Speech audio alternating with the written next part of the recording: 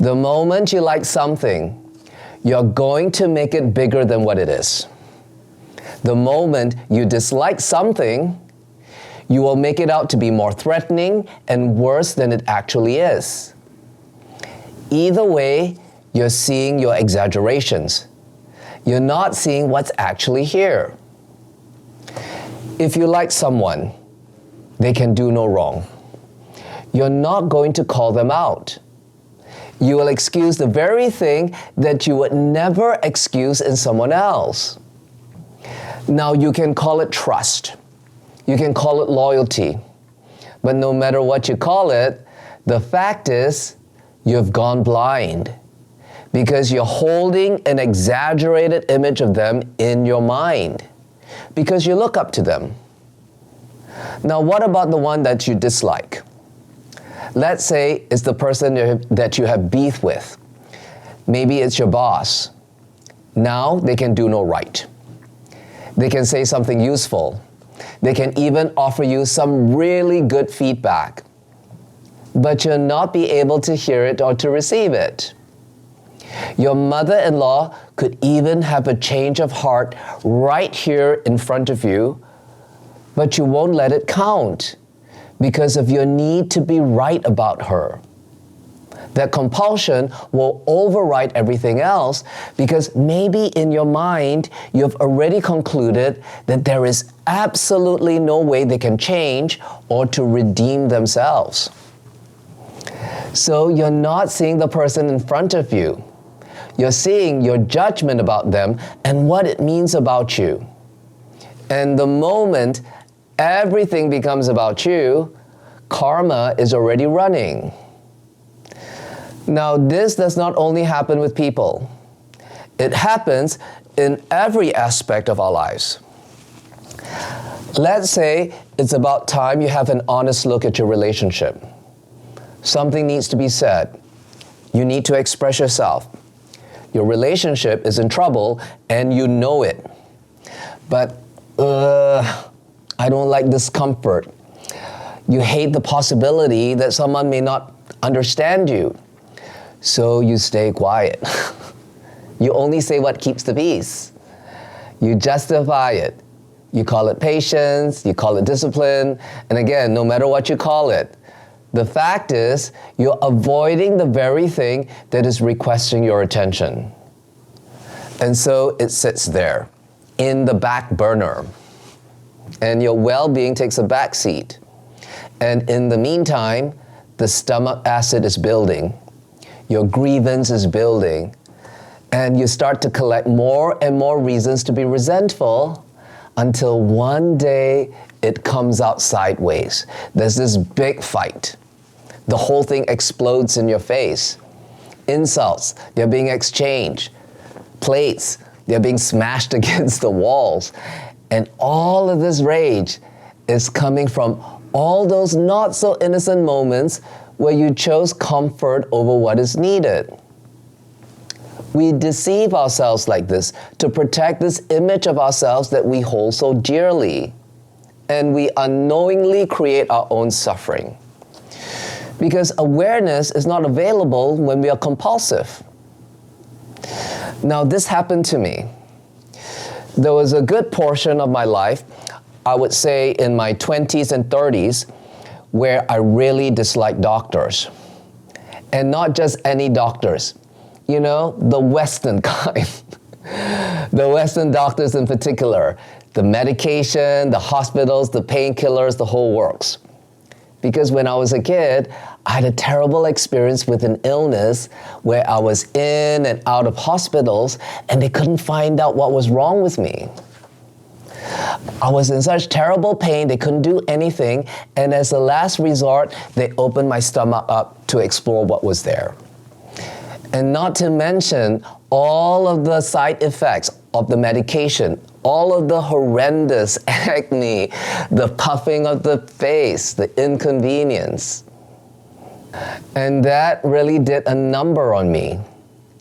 So in my late 40s, when I was in this absolute pain and my body was clearly asking for help, and it was getting worse by the weeks and by the months, I still continued to refuse to have anything to do with Western medication. There was so much anger, so much grievance and disillusionment in me. It just added to my pain. I was ignoring all of the signs because of my blind allegiance to my beliefs. I wanted the healing to come another way. And not only that, I needed it. I insisted that it was only my mind that could heal everything. And my pride, my stubbornness got in the way, and I ended up in the emergency room. People do really the most wacky, irresponsible, the most senseless and horrible things when they are run by their judgments. It's like all sense goes out of the window.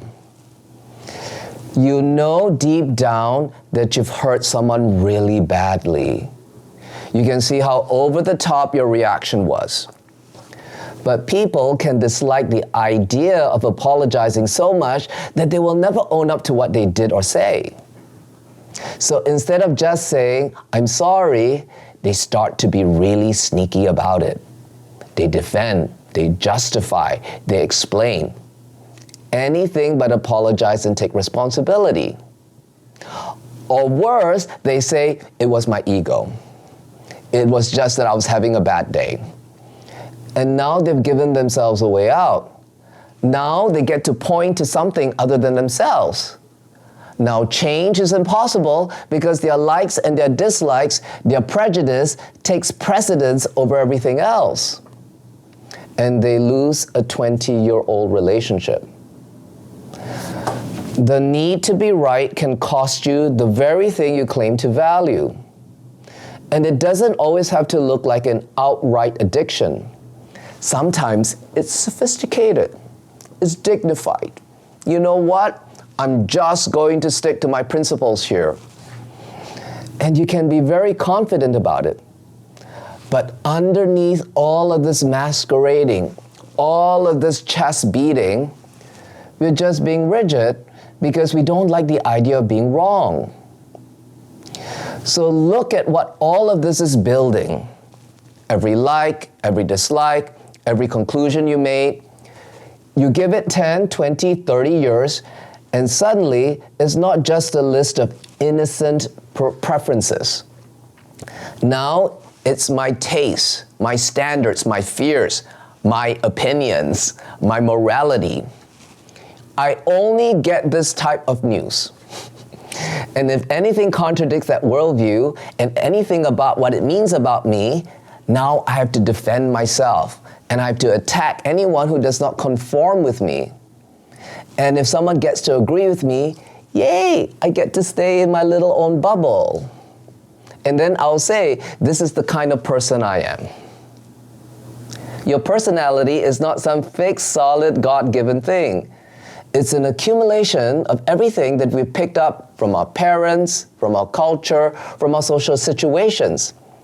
It's like a web, an intricate web of likes and dislikes, prejudice, preferences that have been built and maintained by memory and time. It's a prison of consistency. And this type of prison doesn't need a guard. It just runs by itself. Now, once you're in that compulsive state, decisions make themselves because it's now learned software. So, have you ever noticed this? A thought comes up, and it's a really nasty one. And instantly, no, not that one. I don't like that thought. You didn't decide to reject it. The rejection was already here before you could even register it consciously. And now watch what you've done. You split your own mind into two. Good thoughts, bad thoughts. Holy thoughts, unholy thoughts. Thoughts I like versus thoughts I don't like. Thoughts I have to push away, thoughts that I can collect. Now you're scared of your own mind. You're monitoring yourself constantly. You catch a thought you don't like, and then you pounce on it. Don't think that. That's negative. That's low vibration. That's not who I want to be. Attack, defend, justify, explain. And then the self-help world hands you the whip. Police your thoughts. Only think positive. Manifest better. So now you're not just suffering the thought. You're at war with your own thoughts and emotions. And you can never win that war. That's the exaggeration. A thought is just a thought. It's a thought that's passing through. But the moment it becomes your enemy, your threat response has no choice but to become exaggerated. The decision made itself, but you don't see it as it is. You see it as you. Now this is where Hooponopono gets really practical. Because cleaning is not becoming a person with no likes and dislikes. That's just another trap. Now I'm going to be a person with no likes and dislikes. Can you see how that's just the same old software speaking again and insisting that it is you? So when you clean, you're saying, I see what I've become in unawareness. I see how I've become unpleasant and even cruel to myself by believing my thoughts and following my emotions. I see how my need to be right cost me a dear friend. I see how this fear of discomfort cost me being straight with myself.